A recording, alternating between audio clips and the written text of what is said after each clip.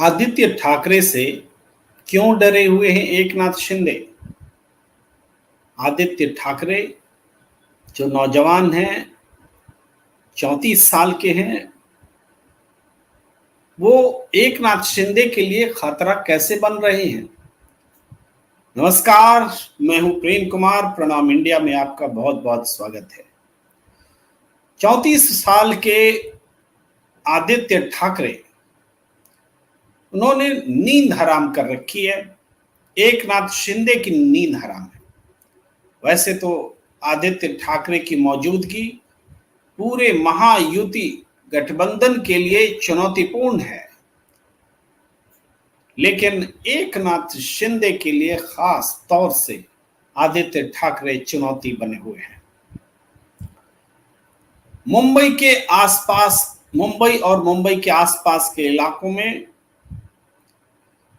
एकनाथ शिंदे की शिवसेना और उद्धव ठाकरे की शिवसेना के बीच जोरदार मुकाबला है, कड़ा मुकाबला है।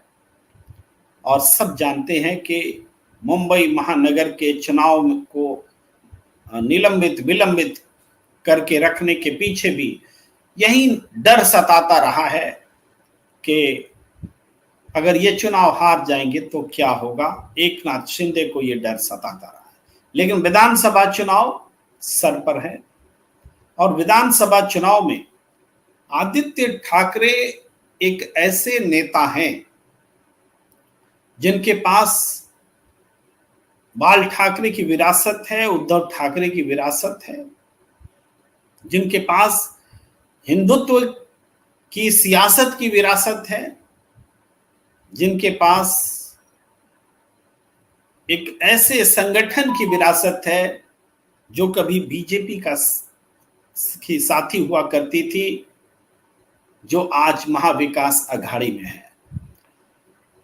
आदित्य ठाकरे हिंदी बोल सकते हैं, इंग्लिश बोल सकते हैं, मराठी बोल सकते हैं, बहुत अच्छा संवाद स्थापित कर लेते हैं, बहुत अच्छे से संदेश दे लेते हैं, कोई लाग लपट नहीं, पूरी राजनीतिक समझबूझ दिखाते हुए स्पष्टता।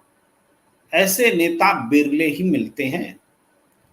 34 साल की उम्र में कितने शानदार वक्ता हैं वो आप सबको बताने की आवश्यकता नहीं है। लेकिन आज आदित्य ठाकरे ने वर्ली विधानसभा सीट से नॉमिनेशन फाइल कर दिया। यह नॉमिनेशन फाइल करने की तस्वीर है, जिसमें आप देख सकते हैं आदित्य ठाकरे अपनी माँ और पापा के साथ नॉमिनेशन फाइल करते हुए, मुस्कुराता हुआ चेहरा, ये वो तस्वीर है। लेकिन इसके साथ ही आज आदित्य ठाकरे के खिलाफ उम्मीदवार का भी ऐलान हुआ है, और जो उम्मीदवार का ऐलान हुआ है उनको अगर देखें तो वो मिलिंद देवड़ा के रूप में ये ऐलान सामने आया है। मिलिंद देवड़ा जो चुनाव जीतने के लिए कम और हारने के लिए ज्यादा जाने जाते हैं। मिलिंद देवड़ा पहले कांग्रेस पार्टी में थे, उनके पिताजी भी कांग्रेस में रहे, उनको भी पिताजी की विरासत है। और मिलिंद देवड़ा 2009 में लोकसभा चुनाव जीते थे। इसके बाद बाकी कोई चुनाव उन्होंने जीता नहीं। 2014, 2019 सब हारे, और 2024 के लोकसभा चुनाव से ठीक पहले जब उन्हें लगा कि कांग्रेस से टिकट नहीं मिल रहा है, टिकट सीट शेयरिंग में महाविकास अघाड़ी के पास जा रही है, तो उन्होंने इस्तीफा दे दिया। एकनाथ शिंदे ने उन्हें राज्यसभा भेजा, वो राज्यसभा के सदस्य हैं। और ये कहानी भी समझने की जरूरत है कि आखिर मिलिंद देवड़ा को क्यों खड़ा किया जा रहा है आदित्य ठाकरे के खिलाफ। ये बहुत महत्वपूर्ण बात है जिसको समझने की आवश्यकता है। मिलिंद देवड़ा, दरअसल उनका विधानसभा चुनाव लड़ने की कोई प्लानिंग थी नहीं, और आदित्य ठाकरे के खिलाफ किनको खड़ा किया जाए इस पर बहुत मशक्कत थी। और आप ये समझिए कि बीजेपी की नेता एनसी शाइना एनसी, क्षमा कीजिए, शाइना एनसी जो तेज तर्रार प्रवक्ता हैं, बीजेपी के नेता हैं, उनको या सामाजिक कार्यकर्ता के रूप में ज़्यादा उनको जाना जाता है, उनको उम्मीदवार बनाने की चर्चा थी, इसलिए कि खोजा जा रहा था, उम्मीदवार मिल नहीं रहे थे। हम आपको बहुत पहले से बता रहे थे कि एकनाथ शिंदे की जो पार्टी है, उनकी पार्टी के उम्मीदवारों के बीच बीजेपी अपनी पैठ बना रही है। पैठ इस मामले में कि एकनाथ शिंदे पर दबाव है कि हम आपको जितनी भी सीट देंगे उनमें से कम 20 सीट आप मेरे आदमियों को टिकट दो, ये उनका दबाव है। अब इसमें से कई लोग ऐसे भी हैं, जैसे मिलिंद देवड़ा जैसे व्यक्ति हैं, वो कभी भी स्विच ओवर कर सकते हैं, उनके लिए कोई दिक्कत नहीं है। तो ऐसे व्यक्ति को टिकट देने दिलाने में बीजेपी भी आगे रहती है। तो आदित्य ठाकरे के खिलाफ मिलिंद देवड़ा को उम्मीदवार बनाने का प्रस्ताव जो है बीजेपी ने ही रखा। उन्होंने ही समझाया कि नहीं, यही ठीक है, जो जीत सकेगा, जो लड़ सकेगा, तो मिलिंद देवड़ा लड़ सकेगा। और यहीं पर मनसे यानी राज ठाकरे की पार्टी ने भी उम्मीदवार खड़ा कर दिया है, यानी मुकाबला बेहद रोचक हो गया है कि वहां त्रिकोणीय मुकाबला होगा। लेकिन रोचक बोलने से क्या, चुनाव से पहले की चर्चा में रोचक, मगर जो वर्ली की सीट शिवसेना ने सिर्फ एक बार हारी है और कभी हारी नहीं, उस वर्ली की सीट पर आदित्य ठाकरे को हराना कोई मजाक बात नहीं है। सपना होगा, किसी का सपना पूरा होगा अगर वो आदित्य ठाकरे को वर्ली में हरा दे। और मिलिंद देवड़ा आदित्य ठाकरे को हरा देंगे। और जो 2 बार लोकसभा का चुनाव हार गए, जो बैकडोर से राज्यसभा में जा रहे, धन बल की ताकत उनके साथ जरूर है, लेकिन जनता के साथ कनेक्ट जो है उसका सदा अभाव है। अगर उनमें दमखम होता तो मुंबई जैसे इलाके में, जहां पर कि उनके पिताजी अपना दबदबा रखते थे, कांग्रेस पार्टी से जुड़े हुए थे, उस विरासत को वो बढ़ाते, लेकिन अपनी क्षमता थी नहीं। नतीजा वो लगातार चुनाव हार रहे थे। अब उन्होंने समय बदला, पार्टी बदली, अब उनको चुनाव मैदान में खड़ा किया जा रहा है आदित्य ठाकरे से। लेकिन हम सिर्फ वर्ली की बात नहीं कर रहे हैं कि आदित्य ठाकरे और मिलिंद देवड़ा में कौन जीतेंगे, ये इंपॉर्टेंट बात नहीं है। ये तो तय बात है कि आदित्य ठाकरे जीतेंगे। पिछली बार 67,000 की लीड थी आदित्य ठाकरे को। ये कह सकते हैं कि लोकसभा चुनाव में ये 6,700 की आसपास की लीड में बदल गई, यानी कहां 67,000 और कहां 67,100। लेकिन वो लोकसभा चुनाव में आदित्य ठाकरे नहीं लड़ रहे थे। ये आदित्य ठाकरे जब चुनाव लड़ते हैं, वो भी विधानसभा का चुनाव, तो ये पूरा चुनाव ठाकरे बनाम कोई भी होता है। और लोकसभा का चुनाव जब लड़ा जाता है तो 2 गठबंधन के बीच लड़ाई होती है। दिल्ली की कुर्सी और उसका मकसद केंद्र में होता है। इसके बावजूद कोई वो सीट ऐसी नहीं है जहां बीजेपी ने या एनडीए ने कोई बढ़त ले ली थी, पीछे ही हैं। लोकसभा चुनाव में भी इस कंस्टिट्यूएंसी में पीछे हैं 6700 वोट से, और विधानसभा चुनाव में तो आदित्य ठाकरे ने 67,000 वोट से जीत हासिल की थी। तो हम ये बात नहीं कर रहे हैं कि वर्ली सीट में क्या रोमांचक होगा नहीं होगा, ये तो मीडिया हवा बनाएगा रोमांचक बोल करके। जो एक तरफा मुकाबला भी होगा उसको मिलिंद देवड़ा के इर्द गिर्द उसको रोमांचक बनाएगा। अगर थोबड़े ही चुनाव लड़ रहे होते तो हर जो बड़ा पैसे वालों का थोबड़ा होता है वो हर जगह जाके चुनाव को रोमांचक बना देता है, लेकिन सिर्फ पैसों से चुनाव नहीं जीते जाते। जनता के बीच कौन है, कैसे है, किस रूप में है, क्या समर्पण है, क्या अतीत है, क्या उम्मीद है, क्या भविष्य हो सकता है, इन तमाम बातों पर नेता के प्रति क्रेडिबिलिटी पैदा होती है या क्रेडिबिलिटी खत्म होती है। हम आपको आदित्य ठाकरे की चर्चा इसलिए कर रहे हैं कि एकनाथ शिंदे और उनकी पूरी सियासत को आदित्य ठाकरे से बहुत बड़ी चुनौती है और उनसे उनको डर लगता है। किसी भी सूरत में आदित्य ठाकरे को विधानसभा में पहुंचने से रोका जाए, ये पूरे महायुति गठबंधन की रणनीति है।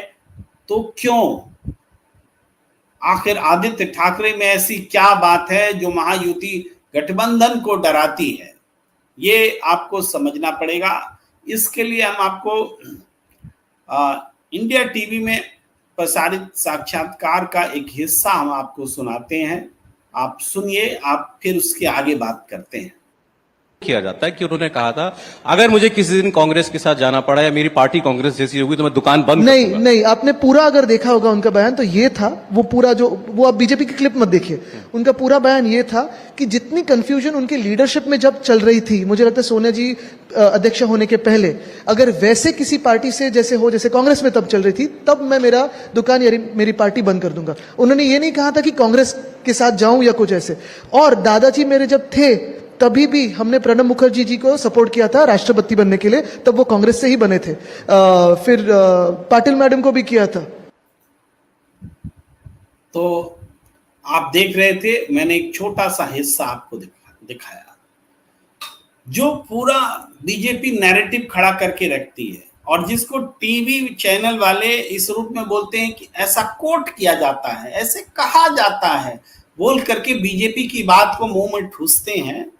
वो बात होती है, वो क्या थी, ये लोग कहते हैं कि शिवसेना ने कहा था कि कांग्रेस से मैं कभी मैं नहीं जाऊंगा, इस तरह से ये बातें करते हैं और तरह तरह की। लेकिन खुद आदित्य ठाकरे उसको डिनाई करते हैं, ये कहते हुए कि आपने पूरा बयान नहीं सुना दादाजी का। उनका पूरा बयान ये था कि सोनिया गांधी के कांग्रेस अध्यक्ष बनने से पहले जिस तरह का भ्रम का वातावरण पार्टी में था और स्थिरता थी, उस तरह की परिस्थिति आए तो मैं वैसी दुकान बंद कर देना चाहूंगा, ऐसी पार्टी चलाना नहीं चाहूंगा। फिर आदित्य ठाकरे कहते हैं कि हमने तो समर्थन किया था प्रणब मुखर्जी का भी राष्ट्रपति बनाने में, हमने तो प्रतिभा पाटिल का भी राष्ट्रपति के चुनाव में समर्थन किया था, तो कांग्रेस के साथ में कोई ऐसी दुश्मनी वाला अतीत हमारा नहीं रहा है जिस बारे में बार बार बताया जाता है। ये आदित्य ठाकरे ने जितनी स्पष्टता से जवाब दे दिया, उतनी स्पष्टता से जवाब कहां कोई दे पाते हैं। कितने बड़े नैरेटिव को उन्होंने तोड़ दिया, फाड़ दिया।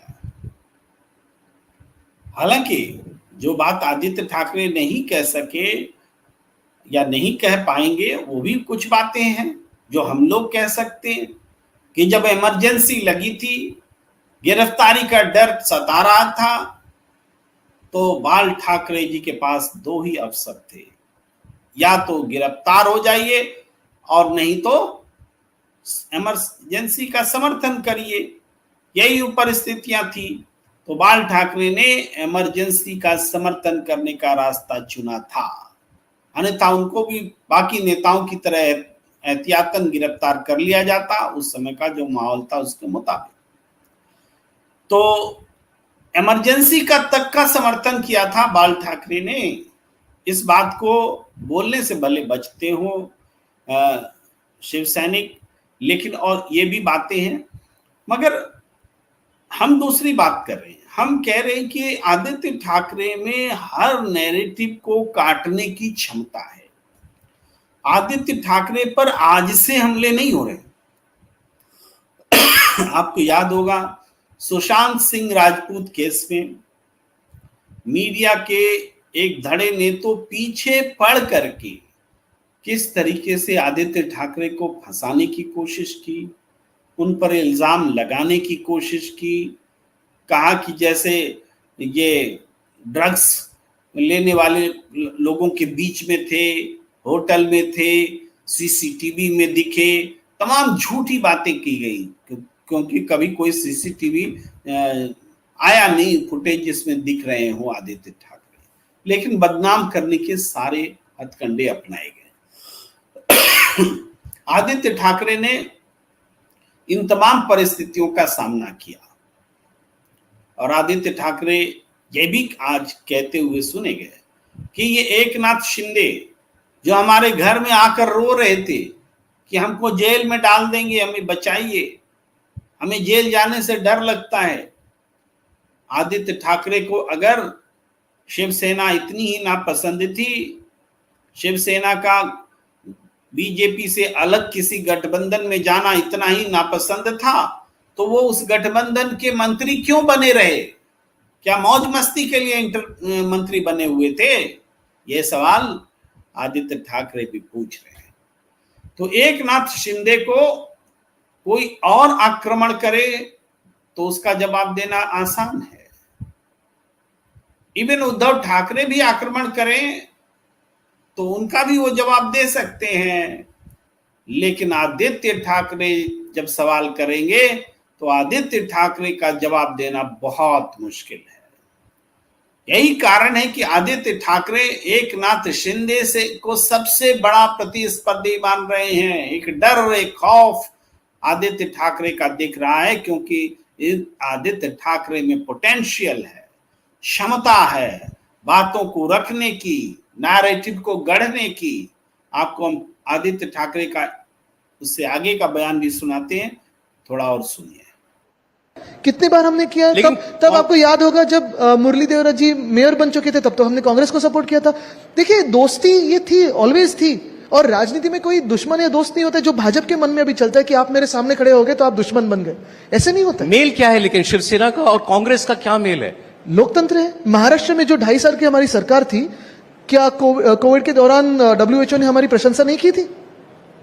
शासन चलाना ये सबसे बड़ा मेल होता है। वो फेल है और हमारा मेल है। सुन रहे हैं कितने चतुराई से, कितना सामर्थ्य है जवाब देने का, झिझक भी नहीं, मानो जवाब रेडीमेड हो। पूछ रहे हैं, एंकर पूछ रहे हैं कि कांग्रेस के साथ शिवसेना का क्या मेल है? आदित्य ठाकरे बोल रहे हैं लोकतंत्र से बड़ी बात क्या होगी? शासन चलाना मिल करके ये मेल नहीं है। उन्होंने कोविड का उदाहरण दिया। कोविड में WHO ने तारीफ की थी महाराष्ट्र सरकार की, तो शासन चलाना सबसे बड़ा मेल है और बाकी सब फेल है। जो जितनी स्पष्टता से जवाब उन्होंने दिया कि शिवसेना और कांग्रेस के बीच क्या मेल है, दोनों लोकतंत्र प्रेमी हैं, दोनों अच्छा सुशासन चलाने में एक साथ काम कर सकते हैं, अच्छा शासन दे सकते हैं, कोविड जैसी आपदा में मिलकर के अच्छा काम किया है, साबित किया है, दिखाया है। तो ऐसे में ये बोलना कि इस दोनों पार्टी में क्या मेल है, और एकनाथ शिंदे और बीजेपी में क्या मेल है, दोनों गलत तरीके से पार्टी तोड़ते हैं, जोड़ते हैं, खोखा सिस्टम से सरकार बनाते हैं, यही तो मेल है। कौन सा सैद्धांतिक मेल है? सिद्धांत तो है ही नहीं, तो सैद्धांतिक मेल का कहां सवाल उठता है? हिंदुत्व बोल देने से हिंदुत्व थोड़े हो जाता है। हिंदुत्व का मतलब नफरत फैलाना थोड़े होता है। क्या मेल है, यह सवाल किसी के भी साथ पूछा जा सकता है। अगर मेल है तो भैया अजित पवार से क्या मेल है, एकनाथ शिंदे और बीजेपी की पार्टी का? अजित पवार ने तो कहा कि हम अपनी पार्टी के में 10% मुसलमानों को सीट देंगे। फिर घुड़की लगी, बीजेपी से उनको डांटा फटकारा गया। अब नाम नहीं ले रहे हैं बोलने का कि मुसलमानों को टिकट देंगे। नवाब मलिक के साथ में घूमना फिरना बंद करा दिया। नवाब मलिक को टिकट लेने नहीं दिया, नवाब मलिक की बेटी को टिकट देना चाह रहे हैं, उस पर भी दिक्कत आ रही है। ये है अजित पवार से कौन सा मेल है, ये सवाल एंकर पूछेंगे क्या? कभी सुना आपने कि वो बीजेपी से पूछते हो, अमित शाह से पूछते हो कि आपका अजित पवार से क्या मेल है, कौन सा सैद्धांतिक मेल है? वो सवाल केवल विपक्ष से ही पूछ सकते हैं और पूछ रहे हैं। आगे और भी वानगी देखिए, आदित्य ठाकरे की जवाब देने की क्षमता देखिए, जिससे एकनाथ शिंदे पूरा महायुति डर रहा है। आप सुनिए, जवाब सुनिए। तो भी कहा गया, एकनाथ शिंदे की तरफ से भी कहा गया कि जो परिणाम आएंगे वो ये तय कर देंगे कि असली शिवसेना कौन है। परिणाम आए, ज्यादा सीट सामने सामने की लड़ाई में एक सीट ज्यादा वो जीत गया, वो क्लेम कर रहे हैं कि वो असली शिवसेना। ज्यादा नहीं जीत गए, बोलते 13 सीटों पर आमने सामने थे, हम 7 जीते, आप अच्छा देखो, यही मैंने कहा ना कि खुद के पूर्वजों का फोटो लगाइए, खुद का फोटो लगाइए, हिम्मत हो तो उतना तो कीजिए, क्योंकि अभी आपके पीछे महाशक्ति खड़ी है, ईडी आईटी सीबीआई आपके हाथों में है, तो इतनी तो हिम्मत दिखाइए। लेकिन इतना आप कहते हैं कि उठाव किया तो दिखाइए हिम्मत। और यही आप देखिए, ये जो हमने चुनाव लड़ा था लोकसभा का, उस चुनाव में अगर आप नतीजे देखें तो दुनिया का जो क्लेम करते हैं, दुनिया का सबसे बड़ी पार्टी जो दुनिया की क्लेम करती है, बीजेपी, ज्यादा से ज्यादा मेंबरशिप, फंड तो आपको पता है, चुनाव आयोग हो, ईडी आईटी सीबीआई पुलिस सब उनके साथ थे, लेकिन वो भी आज महाराष्ट्र पे 9 पे है। और आज हम बिना, यानी 40 हमारे जो एमएलए थे वो भाग गए, 12 खासदार भाग गए, सांसद भाग गए, बहुत सारे लोकल नेता भाग गए, और हम भी 9 पे हैं। तन मन हमारे साथ था, धन उनके साथ था, तो भी हम 9 पे हैं और भाजपा भी 9 पे। कोई नीचे है इसमें हमारी खुशी नहीं है, लेकिन अगर आप देखें तो कल्याण जैसी सीटों 4.5 लाख वोट्स हमें मिले। ये नतीजे अगर आप देखिए, मुंबई में हमारी एक सीट चुराई गई, उसमें तो हम कोर्ट में गए, लेकिन तो भी 5-1 तो हुआ था मुंबई में। तो ये जो नतीजे हैं, मुझे लगता है काफी बोलते हैं महाविकास आघाड़ी के साथ जनता है और रहेगी।